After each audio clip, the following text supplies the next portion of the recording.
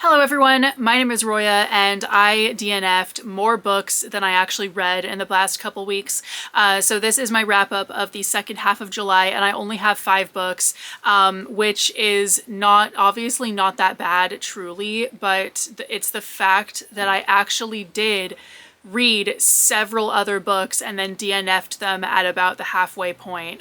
So I had a lot of really disappointing books right in a row that I just didn't bother finishing, and so I only actually finished 5 books. And unfortunately, most of these books I didn't necessarily love either. So anyway, starting with Alethea by Megan Tennant. This is basically about a world in which there's a plague that erases people's memories and then also turns them into bloodthirsty zombie people.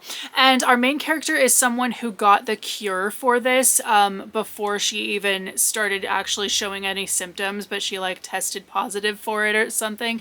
And the cure takes away your memories. So if you don't have memories, you can't get this disease that wipes your memories. So this was really interesting. It was an interesting idea and it was written really well, but overall this book was so boring. For a 500-page book, barely anything happened in it, and it overall just didn't answer a lot of the questions and just was not that compelling, and I was really disappointed. Together We Burn by Isabel Ibanez. This is actually probably my favorite read of this video.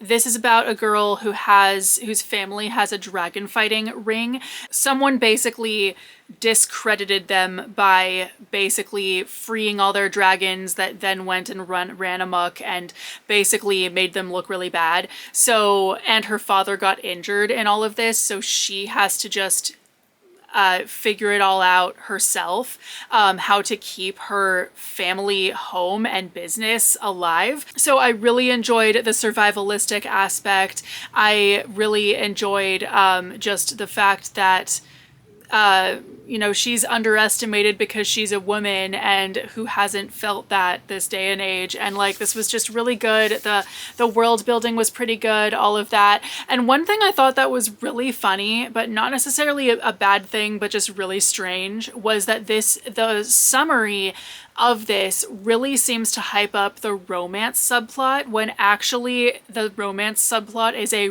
really small part of the story. Like, we don't even see the love interest until halfway through the book, and then even then he's such an insignificant part of the plot. And so I just thought it was so funny to me, and honestly it was good. It was better that way. I feel like it's so much better to have a romance that's barely in there than to have it be kind of weak and just meh. Fate of the Fallen by Kel Cade. This is a fantasy book that is that the tone of it is kind of humorous while also dealing with very serious things, which I definitely really liked about it.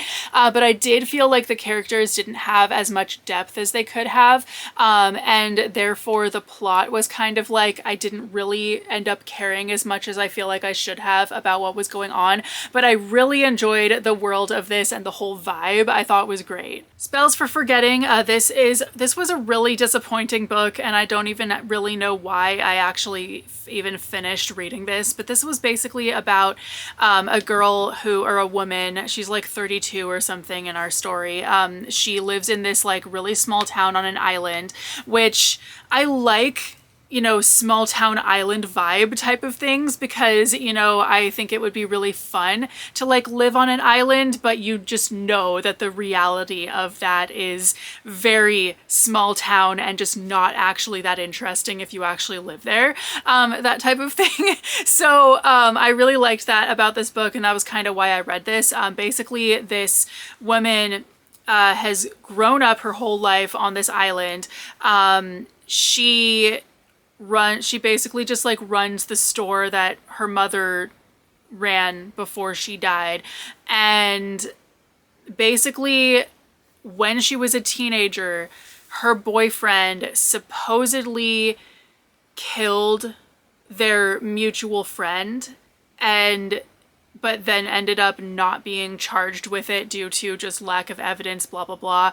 And he ended up having to leave the island. He and his mother were pretty much like exiled from the island.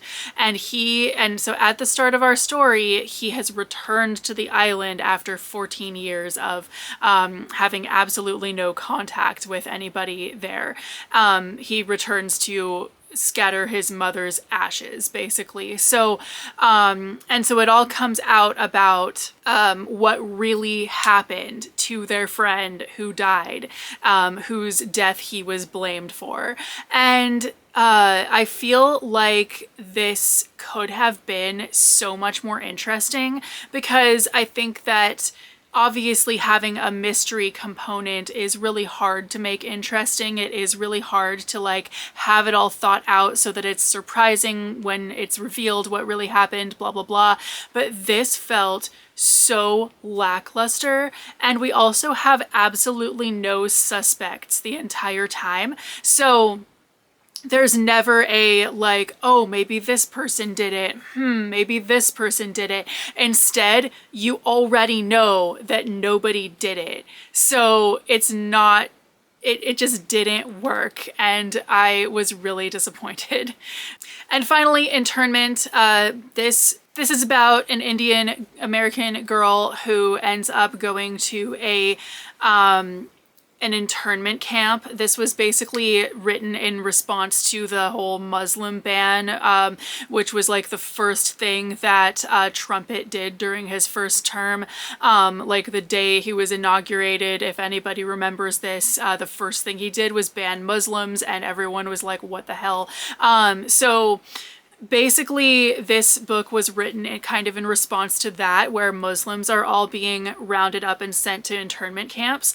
And I feel like it is kind of funny that it kind of predicted what is really going on, because this was written long before ICE was kidnapping people, etc., etc. So I liked that this book was very timely. I like that it was giving us this could really happen in response to a real issue. But I felt like this whole thing was too convenient. Like everything that ends up actually working in her favor is just like way too convenient. Therefore, I felt like the urgency wasn't completely there. Like some of the point that this was trying to make was lost. And I also found people's reactions in this book to be very weirdly just blasé, I guess. So when her family is first just seized and taken to an internment camp, basically these officers show up and say, you're coming with us, give us your phones. And they don't like use force or anything, but they all just kind of say, oh, okay, like they're scared, and they just kind of hand over their phones. And I'm like, nobody would do that. If some random person showed up at my door and said, give me your phone, I'd say, F you. Like, I paid for this phone. Did you pay for this phone? No. Then you're a thief. Go away. Like, why are they just okay with that? And it's just so weird. And throughout the entire story, her parents are trying to be just like okay with everything, okay with being in the internment camp. And it's like, why? That would not be anybody's response to that. That just seems so weird. It just doesn't make any sense. So overall, I liked this book. But I really wanted more out of it. So anyway, those are the books that I read in the second half of July. Let me know if you've read any of these or had any thoughts on them, and I will see you very soon with a new video. Bye!